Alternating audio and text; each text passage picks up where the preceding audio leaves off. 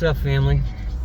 Looks like we're running out of time. I got like 40 minutes left of video. Sorry. So what's going on? It's a beautiful day out. I only got looks like it says 40 minutes left of storage left on my phone. I was just talking to my good friend Jackie Kelly. Sawbuck called. Shout out to Sawbuck, Mikey Reardon. Made me think. When I see people, that's what starts making me think of fucking stories. Because I have so many stories that involve so many people. And then Jackie started making me think of the graveyard. So to the people I grew up with, remember the graveyard? Remember drinking in the graveyard? Remember the nights we had in the graveyard? Some of the best nights of my life, by far, happened in that graveyard. And some people know exactly what I mean. I lost my virginity in that graveyard. In one of the wildest stories ever. I'm not going to tell it right now, but we'll save that for another time soon. That is one of the wildest stories you will ever hear. The graveyard story. Graveyard story in John was in virginity, but we're not going to tell it because that is a rated R story, and we're trying to keep this content at least PG-13. So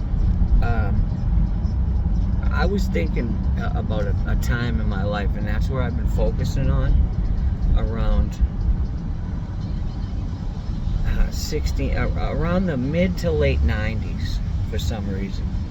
I'm focusing before, because there was so much stuff that went on before I became a heroin addict. So, and I wasn't a heroin addict long, so before I became a full-blown IV drug user. And for the people that were around and remember the buck bags. Do people remember the buck bags? I know that makes me think of Johnny Mac. Johnny Mac was definitely popping. R.I.P. Johnny Mac. Johnny Mac, for those who don't know, was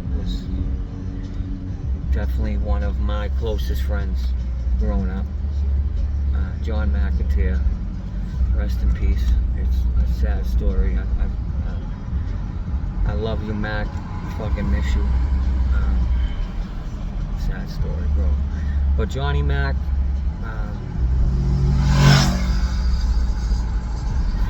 he was definitely prevalent in the time that the buck bags were around. We used to have to go through Sausage. A lot of people know Sausage. He's a recovery coach and he helps a lot of people in the Boston area. Side note, Sausage, Joey Griffin, who I think he's involved in sober houses and stuff now. Right before, I forget his government, Simmons, DMX's government is Ernest Simmons or something. Because I was in the Hamilton house when DMX was in the Gavin house, and Sausage was DMX's recovery coach. He was his personal recovery coach, so he was running around hanging out with DMX, and that must have been cool. But as far as I remember, DMX wasn't going to the soap. Now, when you're in the Gavin houses, before you get a job, and for the first 3 weeks, you can't work, you got to go to soap. So that is the Charlestown Recovery House, the Gavin House, and the Hamilton House would all have to go to soap. And they have the soap, which it stands for. It's an acronym for something. They're,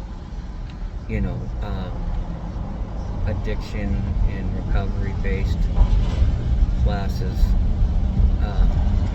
in a building that Gavin owns on Old Colony Road. And I don't remember DMX having to go to those, so he must have had some special treatment. But Sausage was the guy that knew the kid Maritzio in Somerville. If guys remember Maritzio from Somerville. Not Maritzio Aceto from Medford, that's a different Maritzio. Maritzio was a kid from Somerville that had the dust a lot. And we would go and have to go through other people. We couldn't deal with him directly. Sausage was smart and never gave us the connect directly, which I understand, because I would have done the same thing. But he never asked for anything in return. He just did. He just, we had to cop through him. Like, you know how people are when you have to cop through them, they at least get money or dust out of it. I don't know if he was getting dust out of it or getting a certain amount for every buck bags that he sold, but these buck bags were fucking, the dust was fucking, it was good dust. And you got a lot. You got a lot of fucking dust. You got about 8 joints. Sometimes about 6 or 7, but you can get 8 good joints out of these buck bags, if I remember correctly. They were like sacks. They were sacks, like vacuum sealed, white clear, vacuum sealed sacks. And the shit was strong. It smelled strong. But the thing with dust is each batch is gonna be a little bit different. But it was always strong, good dust. It wasn't like nowadays where sometimes it might just be flat out garbage. You might get dust that just might not even get you high. This dust always got you fucking whacked out. And there was this one batch in particular that came around, and now for the people that remember Maritzio from Somerville, they remember this particular incident, because this particular batch of dust I smoked as well, and a lot of people from Charlestown smoked and lost their shit as well, but didn't lose it like Maritzio did, because I'm sure Maritzio smoked a lot more of it than everybody else. And dust is a thing, like when you continue to smoke it day after day, and it's that good, it just stays with you. Like you don't sober up, and you almost get lost in like a land of fucking misfit toys, and you get caught in the psychosis that becomes a lost reality. Like you almost don't know if shit's fucking real. And this fucking dust really made people fucking go into that type of fucking lost reality. And I don't want to say the guy's name, but multiple people got committed. Got committed to mental institutions or asylums around this batch of dust. One person in particular, he's sober now and he's doing great. His life is completely transformed. I just seen him the other day on parade day. So I don't want to say his name, so because I don't know if he wants people knowing like this shit about him in his life. Just because I do doesn't mean that he does. He has fake teeth, and he took his teeth out. He was at the 99, and he thought Russians were chasing him. Somehow he got it in his head that Russians were after him, and he started, having like a public display of craziness, and left his teeth in the 99 and took off. And I think people ended up calling the cops, and I think his family got wind he made it home, and his family had him Section 12, had him committed. I forget where he ended up. So we ended up finding out also that Maritzio himself, the guy that had the dust, was so whacked out that he ended up stabbing his mother. He stabbed his mother. We seen it on the news, and it was in the paper that a guy whacked out on PCP. Maritzio, I forget his last name, stabbed his mother a few times, bad too. She survived. He didn't kill her, but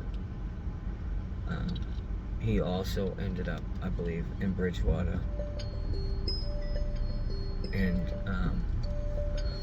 yeah, he fucking lost it. He completely lost his shit.